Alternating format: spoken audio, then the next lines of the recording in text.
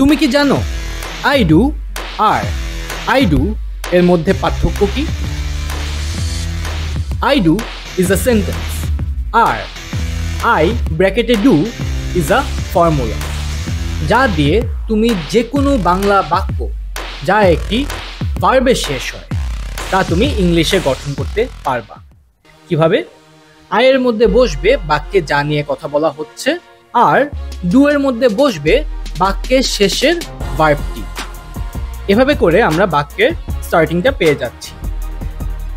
আমরা জানি কোনো ক্রিয়াবাচক শব্দের সাথে যদি তে অথবা র থাকে তাহলে তার ইংলিশ শব্দের ডু রূপের আগে টু বসালেই ইংলিশে হয়ে যায়। আর ফাইনালি বাদ বাকি যা আছে তা আমরা ইংলিশে বসায় দিলেই হয়ে যাচ্ছে। এরকম মজার মজার ফর্মুলা দিয়ে ইংলিশ শিখতে হলে আজই যোগাযোগ করো।